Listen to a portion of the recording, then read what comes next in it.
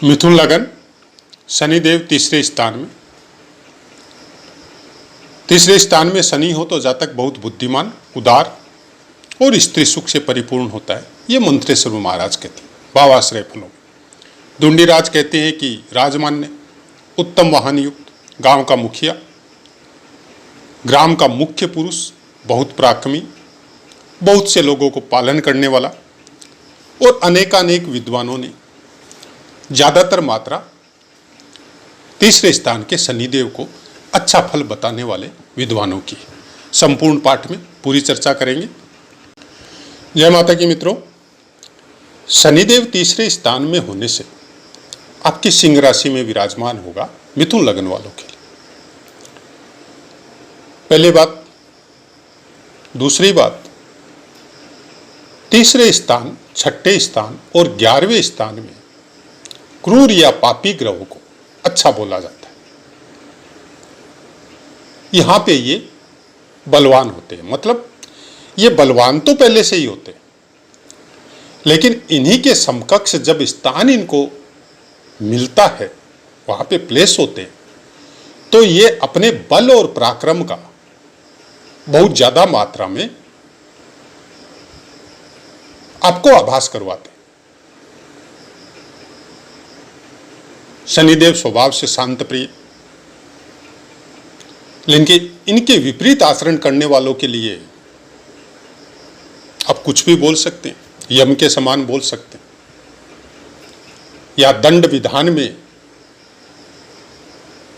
जो भी दंड मिला है प्रकृति के द्वारा जिसको, उसको देने में कोई भी हिचकिचाहट नहीं होना, यह शनिदेव का स्वभाव। तीसरे स्थान में जब बैठते हैं तो इस स्थान के फलों को कुछ अधिक मात्रा में आपको बढ़ा के देते हैं, लेकिन चूंकि सिंह राशि सूर्यदेव की राशि, मतलब पिता का आगमन, पुत्र का आगमन पिता के घर में, मिथुन लगन वालों के लिए अष्टम स्थान का स्वामित्व भी है और नवम स्थान का स्वामित्व भी। अपनी कुंभ राशि को यहां से पूर्ण दृष्टि से देखेंगे और अपनी उच्च राशि तुला को भी पूर्ण दृष्टि से देखेंगे। उसके बाद में शुक्रदेव की 12वें स्थान की राशि वृष राशि को भी ये पूर्ण दृष्टि से देखेंगे। पंचम स्थान और नवम स्थान, दोनों स्थानों पे दृष्टिपात की वजह से फलों में कुछ अच्छा ही करेंगे, बुरा नहीं करेंगे, क्योंकि एक इनकी उच्च राशि है और एक इनकी स्वयं की खुद की राशि। लेकिन क्या 12वें स्थान में खराब करेंगे?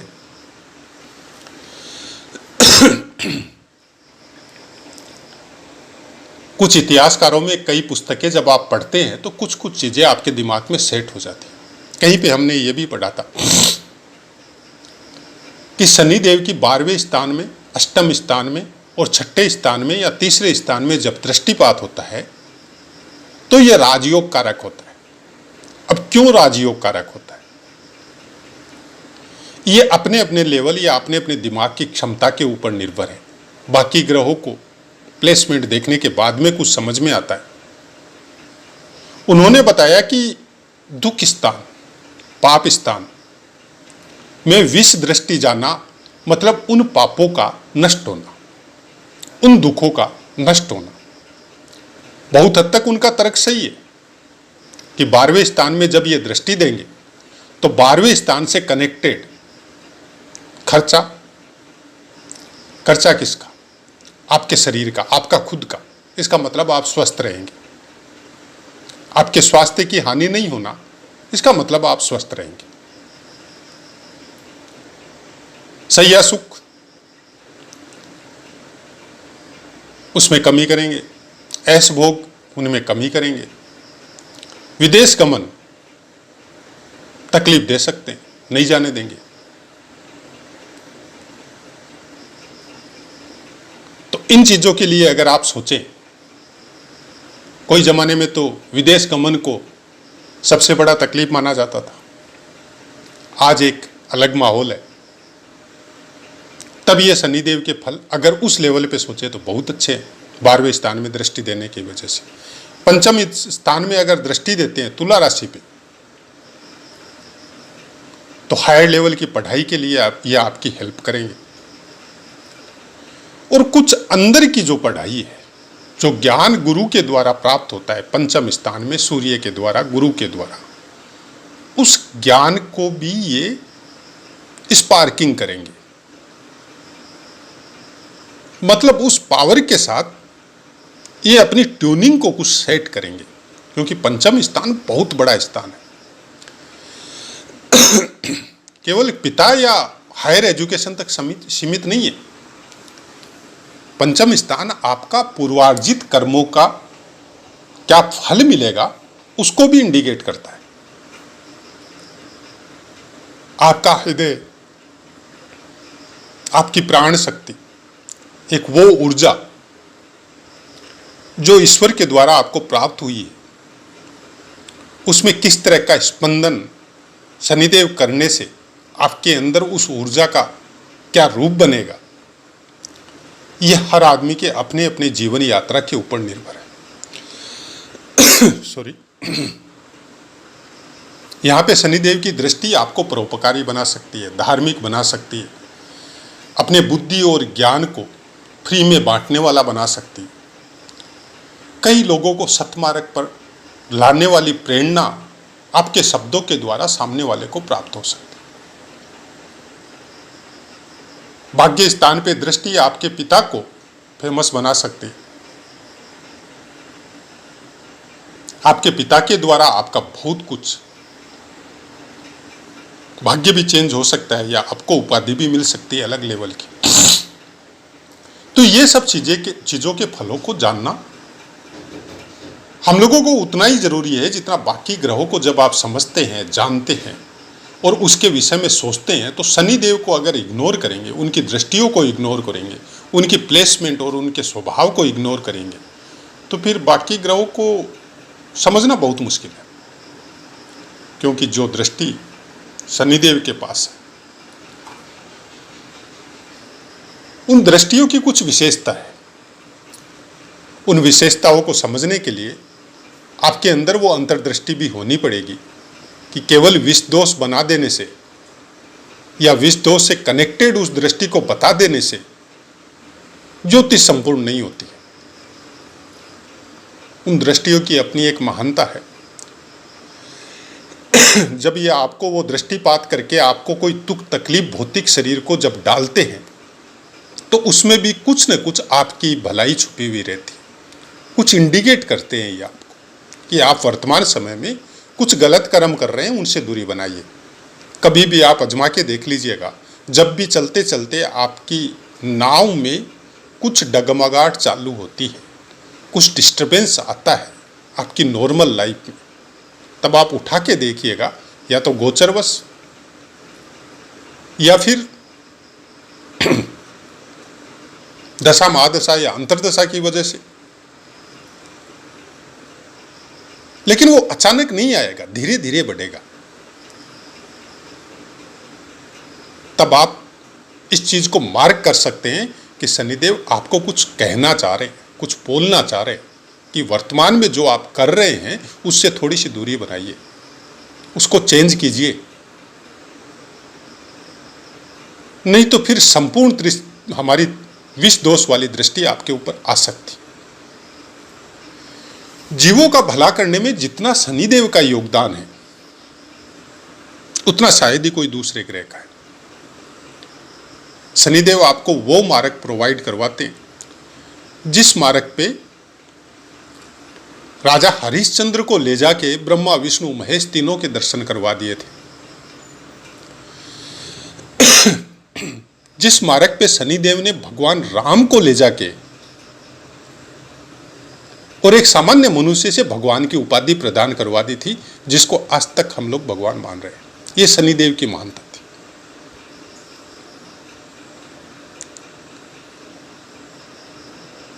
नौ ग्रहों में शनिदेव एकमात्र ग्रह है जिन्होंने ब्रह्म को जाना है, साक्षात उसके दर्शन किए हैं और उनको समझा है। बाकी किसी ग्रह ने नहीं किए। अगर आप ग्रहों की बात करें केवल, तो ब्रह्म क्या है, ब्रह्म का मतलब क्या है, उसका कैसा आकार है और वो कैसे संबंध जोड़ता है ब्रह्मा विष्णु महेश से या बाकी देवी देवताओं से या राक्षसों से या मनुष्यों से,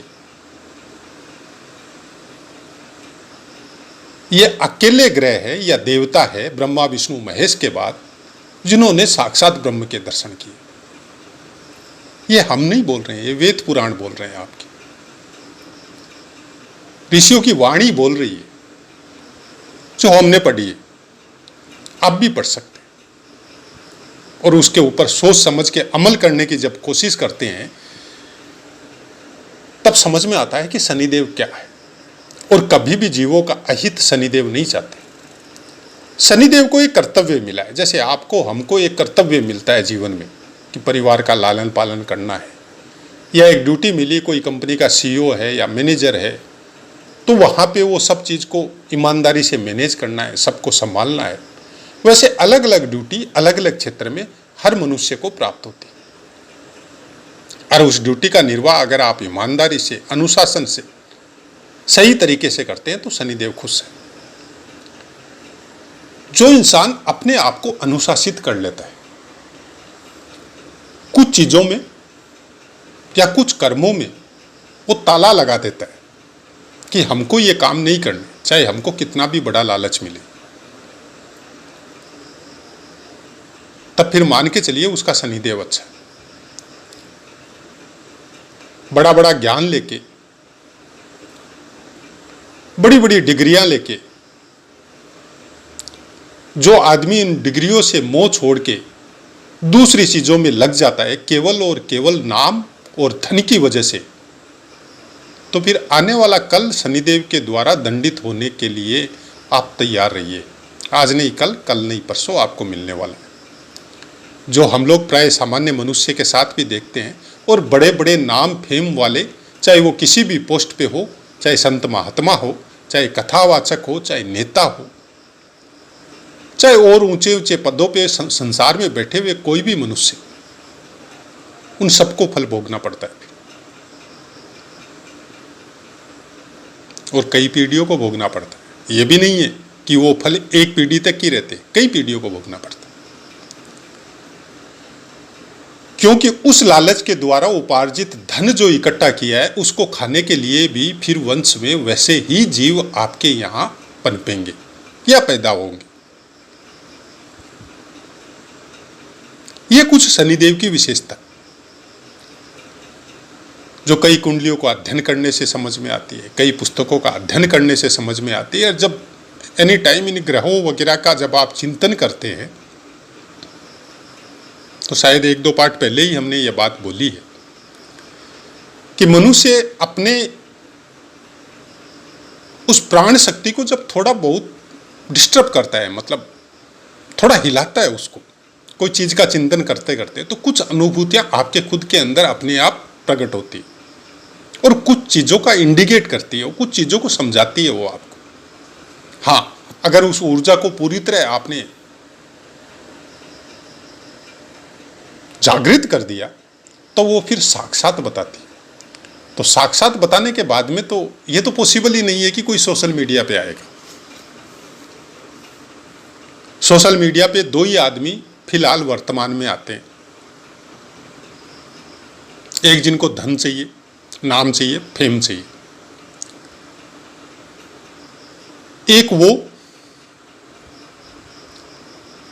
जो सही तरीके से कुछ चीजों को देख के दुखी होने की वजह से सही तरीके से सामान्य मानवी को वो चीजों का ज्ञान देने की कोशिश कर रहे हैं, और वहां पे न तो उनका कोई फायदा है भौतिक दृष्टि से, न उनको कोई लाभ है। बस इतना ही है कि जो चिंतन वो बराबर करते हैं, थोड़ा बहुत चिंतन, ये वीडियो बनाने से उनका और बढ़ जाता है, ये उनका लाभ है। जैसे हम इतनी देर आपको एक पाठ बना के दे रहे हैं, तो हमारा ये लाभ है। जो चीज़ें पढ़ी, देखी, समझी, वो 15-20 मिनट, आधा घंटा हम आपको जब बोलते हैं, तो हमारा भी उसमें चिंतन कुछ ज़्यादा टाइम हो जाता है। ये हमारे लिए लाभ है और शायद हम समझते हैं कि हमारे लिए बहुत अच्छा लाभ है। फेमस होना, स्टार बनना, उसके तरीके आजमाना जो सोशल मीडिया के द्वारा आपको प्राप्त होते, उस तरीकों के द्वारा आप फेमस हो सकते। बहुत बड़ा सब्सक्राइबर बढ़ा सकते हैं,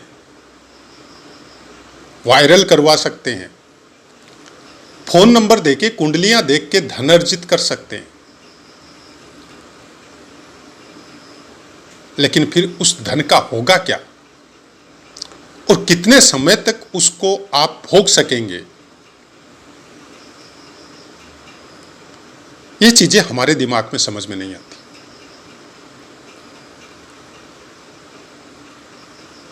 क्योंकि जब मन एक्सेप्ट नहीं करता है कोई चीज तो वो काम नहीं करना चाहिए, इसलिए हम करते भी नहीं, इसलिए किसी की कुंडली देखते भी नहीं है। हाँ, जो भ्रम का वातावरण है, जो भय का वातावरण जो वर्तमान समय में चल रहा है कुंडली अध्ययन के द्वारा या पोस्टों के द्वारा या वीडियो के द्वारा, हमारी कोशिश यही है कि जितने मानवी को, जितने मित्रों को हम उससे निकाल सके,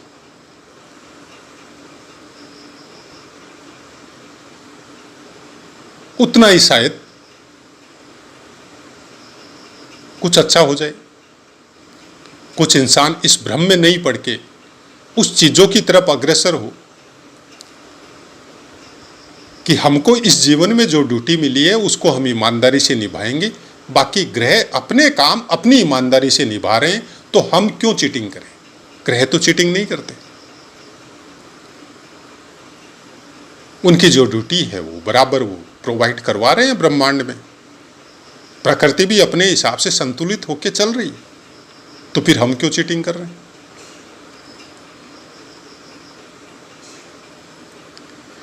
ये अपनी अपनी सोचने की सीमा है,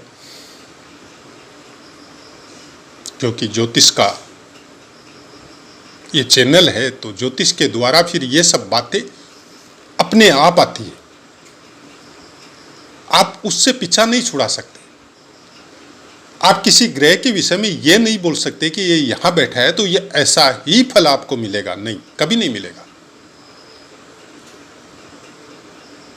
वो आपके फलों को आपके ऊपर पूरी तरह चेंज कर सकता है, बशर्ते आप अपने कर्तव्य के प्रति सजग हो, अपने कर्मों के प्रति सजग हो। कुछ चीजों के लिए एकदम रस्सी से गांठ बांध के रख दे कि ये कर्म हमको नहीं करने, चाहे हमको कितना ही बड़ा लालच मिले, तब आपका ही नहीं सृष्टि का भी सुधार हो जाएगा। आपके अगल बगल में, आपके परिवार में जो भी चीजें आपके अंदर, आपकी एरो के आसपास जो भी आएगा, आपके तेज के आसपास जो भी आएगा, वो भी आपसे प्रभावित होगा और धीरे धीरे सबका सुधार होना चालू हो जाएगा। आज के 100 साल पहले तो इन ग्रह, नक्षत्र और कुंडली के विषय में इंसान चिंतित नहीं था, और उस समय जब चिंतित नहीं था, उस समय जब ये ज्ञान नहीं था, उस समय कंप्यूटर नहीं था। हम कंप्यूटर के अगेंस्ट में नहीं है, कंप्यूटर या कैलकुलेशन या मोबाइल या मीडिया, ये बहुत हद तक लाइफ को स्मूथ किया है। बहुत जल्दी कई कैलकुलेशन जो हम लोगों को हाथ से निकालने में बहुत मुश्किल था, कंप्यूटर के द्वारा हम लोग आराम से उसको प्राप्त कर सकते हैं, उसके अगेंस्ट में नहीं है। लेकिन उन कर्मों को भूल चुके जो 100 साल पहले अपने पूर्वज करते थे, या 100 साल की बात ही छोड़िए, 40 साल पहले जो करते थे। उस समय देश में भी शांति थी, मन में भी एक दूसरे के प्रति प्यार था। ये ग्रह तो उस समय भी थे, ज्योतिष उस समय भी थी, लेकिन इतना भ्रम का वातावरण नहीं था, इतना रील या सोशल मीडिया का प्रादुर्भाव नहीं हुआ था। कोई भी ज्ञान जो भी मिलता था गुरुकुल या अच्छे प्रकांड विद्वानों के द्वारा मिलता था, और वो सही तरीके से मिलता था, और उसके ऊपर रेस्ट्रिक्शन भी था कि जो भी बच्चे पढ़ते थे या जो सीखते थे, जैसे हमने ज्योतिष सीखा तो वहाँ पे कुछ रेस्ट्रिक्शन भी था कि कुछ बातों को किसी के सामने भी कभी नहीं बोलना। अगर आप कोई खराब योग भी देख लो तो आप सामने वाले को मत बोलिए, क्योंकि आप भगवान नहीं हैं। आपकी दृष्टि में भी बदलाव हो सकता है, आपके कैलकुलेशन में भी मिस्टेक हो सकती है। आप कुछ देखो तो ईश्वर को बोलो कि यह आदमी मेरे पास कुंडली दिखाने आया है, तो प्रभु हमने ऐसा देखा है, आप इसका हेल्प कीजिए, इसकी इस तकलीफ को दूर कीजिए। और उसको उपाय के तौर पे कुछ इस तरह के कर्म बताओ जिससे उसका सुधार हो, उसके परिवार का सुधार हो। हम आज भी उसी लेवल पे चल रहे हैं। आपने देखा होगा इतने पाठ हम आज तक दे चुके हैं, लेकिन कभी कोई उपाय वगैरह के लिए नहीं बोलते। हाँ, दिनचर्या को व्यवस्थित कीजिए, सही तरीके से चलने की कोशिश कीजिए, वो जरूर बताते हैं। तो आशा है मित्रों पाठ समझ में आया होगा। अब अपनी वाणी को विराम देते हैं, आपसे आज्ञा लेते हैं। जय माता।